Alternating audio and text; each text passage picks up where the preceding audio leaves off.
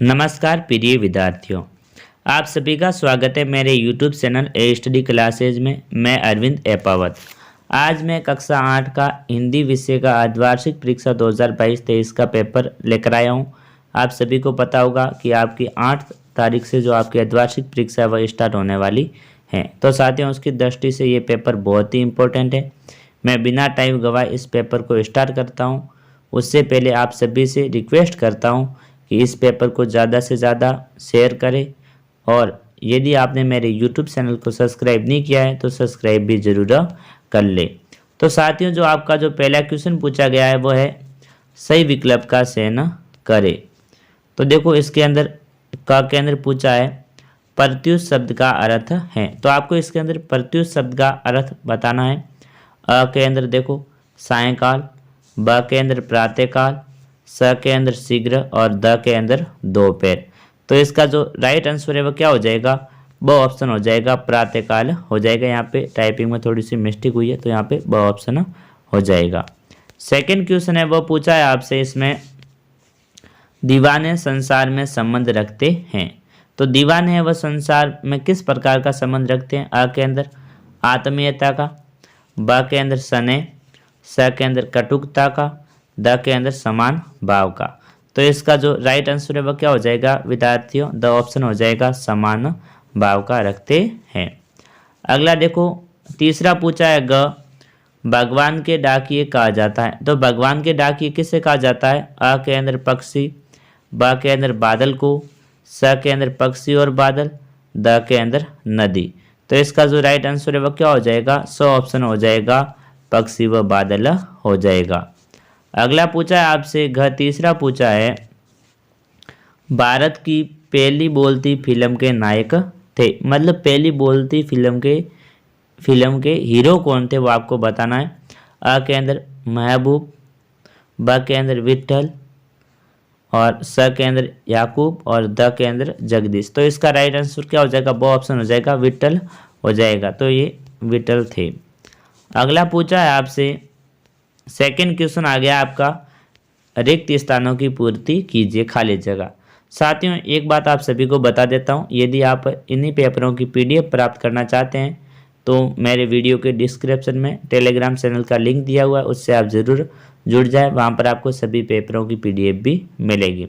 तो देखो, पहली खाली जगह पूछी है पक्षियों की आंखों पर हैं। तो पक्षियों की आंखों पर क्या है साथियों? तो इसका आंसर देखो यहाँ पे पीछे बताया गया है, तीव्रता। इस खाली जगह के अंदर क्या आ जाएगा? पक्षियों की आंखों पर तीव्रता है। देखो, सेकंड खाली जगह है दुनिया का तमाम साहित्य पर केंद्रित है। तो जो दुनिया का तमाम साहित्य है वो किसके ऊपर केंद्रित है? पत्रों पर है। किसके ऊपर है? तो इस खाली जगह के अंदर आ जाएगा पत्रों पर। अगला है बस को देखा तो उम्र पड़ी। तो बस को देखा तो क्या उम्र पड़ी थी साथियों? सरदा उम्र पड़ी थी। तो इसके अंदर खाली जगह के अंदर आ जाएगा सरदा। ग पूछा है गांव में मेरा का समय अधिकतर बदलू के पास बीतता था। तो यहाँ पे गांव में मेरा दोपहर का समय, कौन सा समय यहाँ पे देखो बताया गया आपको, दोपहर का समय वो किसके पास बदलता था?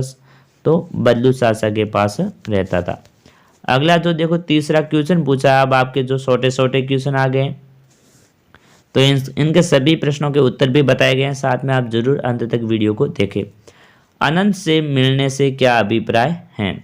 तो देखो, इसका उत्तर दिया गया है अदृश्य परमात्मा से मिलना। मतलब अपनी आत्मा है उसको परमात्मा से मिलाना ही इसके अंदर बताया गया है। चौथा क्वेश्चन पूछा है बल्लू ने अपनी गाय क्यों बेच दी थी? तो देखो, धंधा ठप हो जाने से बल्लू ने अपनी गाय को बेच दिया था, क्योंकि बल्लू है जो लाख की चूड़िया का काम करता था। धीरे धीरे कांच का जमाना आ गया तो उसकी चूड़िया वो बेचना बंद हो गई, इसलिए उसको अपनी गाय भी बेचनी पड़ी। अगला क्वेश्चन आपसे पूछा है, पांचवा है दीवानों के जीवन का लक्ष्य क्या था? तो देखो, यहाँ पे उत्तर भी बताया गया, इनका लक्ष्य देश की आज़ादी के लिए अपने जीवन का समर्पण करना है। अगला क्वेश्चन है छठा पूछा है आपसे, कविवर रविंद्रनाथ ठाकुर ने भगवान से क्या प्रार्थना की थी? तो देखो, यहाँ पे उत्तर बताया गया, हे प्रभु मुझे ऐसी शक्ति दो कि मैं तुम्हारे ऊपर संदेह ना करूं।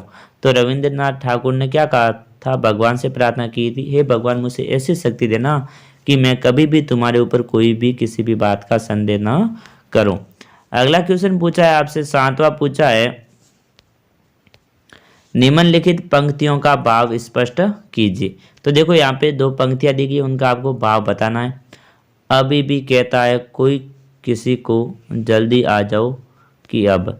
तो देखो इसका भाव क्या है, यहाँ पे लिखा हुआ है, इस संसार में अभी भी किसी के सुख दुख का तथा किसी को निरंतर बढ़ने रहने की प्रेरणा देने का ध्यान रखने वाले लोग मौजूद हैं। तो ये इस पंक्ति का भाव है।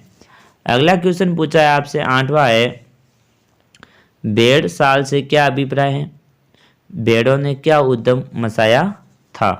तो देखो यहाँ पर भी इसका आंसर बताया गया, सभी क्वेश्चनों का आंसर भी आपको मिलता जाएगा। ये जो क्वेश्चन है ये आपके लघुतरात्मक प्रश्न है। एक को देखकर सभी वैसा करने लगी, दिन भर की भूखी भेड़ें दाने का सूप देखकर उस पर लिपट पड़ी।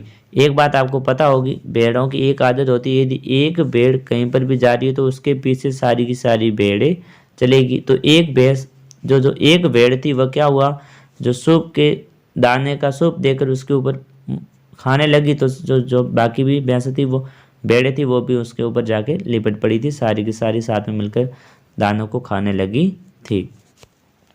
अगला क्वेश्चन पूछा है आपसे 9वां, सिनेमा ने बोलना सीखा का क्या अभिप्राय है। इसका आंसर है, इसका अभिप्राय है कि पहले मुख्य फिल्मों में आवाज़ सुनाई नहीं देती थी, पर अब कलाकारों को वास्ते बोलते और गाते देखा जा सकता है। तो प्राचीन समय में क्या होता है, सिर्फ फिल्म चलती थी, कोई आवाज़ वगैरह नहीं आ रही थी। तो अब आपने देखा ही होगा, आप भी घर पे टीवी वगैरह मोबाइल में देखते हैं, आजकल की जो फिल्म है, जो भी वीडियो कॉमेडी, उसके अंदर पता है ना आजकल आवाज़ें आती है। तो प्राचीन समय में ये लगभग मेरे हिसाब से 2000 या 1998-99 के अंदर पहली बोलती फिल्म बनी थी। अब देखो अगला क्वेश्चन है वो आपसे पूछा है 10वां, श्री कृष्ण के पास से लौटते समय सुदामा दुखी क्यों थे। तो देखो इसका आंसर है, सुदामा इसलिए दुखी थे क्योंकि श्री कृष्ण ने उनकी खातिरदारी तो खूब की थी, लेकिन उनकी आशा के अनुसार कृष्ण ने सहायता तो नहीं की थी, खाली हाथ लौटता दिया था। इसीलिए जो सुदामा थे वो थोड़े से दुखी थे। 11वां क्वेश्चन पूछा आपसे, संज्ञा व सर्वनाम की परिभाषा लिखिए। तो देखो साथियों, संज्ञा की परिभाषा है, जिस शब्द से किसी वस्तु, व्यक्ति, स्थान अथवा गुण आदि का नाम मालूम हो उसे संख्या कहते हैं। संज्ञा कहते हैं, ये 3 प्रकार की होती है, व्यक्तिवाचक संज्ञा, जातिवाचक संज्ञा और भाववाचक संज्ञा। तो साथियों ये तो थी संज्ञा की परिभाषा। अगला जो देखो पूछा गया आपसे, सर्वनाम। तो संज्ञा के स्थान पर प्रयुक्त होने वाले शब्दों को सर्वनाम कहते हैं। ये 6 प्रकार के होते हैं, पुरुषवाचक, निश्चयवाचक, अनिश्चयवाचक, संबंधवाचक, प्रश्नवाचक और निजवाचक होते हैं। अगला क्वेश्चन आपसे पूछा है 12वां है, निम्न के पर्यायवाची शब्द लिखे। तो इसके अंदर आपको पर्यायवाची शब्द बताने हैं इनके, अग्नि, आकाश, घर और जल के। तो देखो साथियों, अग्नि का जो पर्यायवाची शब्द है आग, अनल, पावक, आकाश के व नभ, व्योम, अंबर, गगन, घर के निकेत, आवास, आली, गरे, और जल के आपको पता ही होंगे, पानी है, नीर है, वारी है, तोय है, ये सारे के सारे जल के पर्यायवाची शब्द हैं। अगला क्वेश्चन है 13वां है, मुहावरे का अर्थ लिखिए। तो इसके अंदर आपको मुहावरे का अर्थ बताना है। दबे पाव लौटना, हाथ काटना। तो देखो दबे पाव लौटने मुहावरे का अर्थ है शुभ साफ वापस आना, और हाथ काटने का है बेरोजगारों का, बेरोजगार क्या हो जाएगा, बेरोजगार हो जाएगा। अब देखो अगला क्वेश्चन पूछा आपसे 14वां, आपने 8वीं कक्षा उत्तीर्ण कर ली है तथा 9वीं कक्षा में प्रवेश लेना चाहते हैं, अपने विद्यालय के प्रधानाध्यापक जी को स्थानांतरण प्रमाण पत्र हेतु प्रार्थना पत्र लिखिए। तो साथियों ये जो क्वेश्चन है आपको 100% आपको एग्जाम मिलेगा, द्वादशी के अंदर TC के ऊपर एप्लीकेशन है। तो देखो यहाँ पर मैंने पूरी की पूरी बताई गई है, जो आपकी जो किताबें उसी में से ली गई है। देखो यहाँ पे लिखा हुआ, सेवा में श्रीमान प्रधानाध्यापक महोदय, राजकीय उच्च माध्यमिक विद्यालय गुमानपुरा कोटा, तो विषय TC प्राप्त करने हेतु प्रार्थना पत्र। तो देखो आगे भी इसमें पूरा वर्णन किया गया है।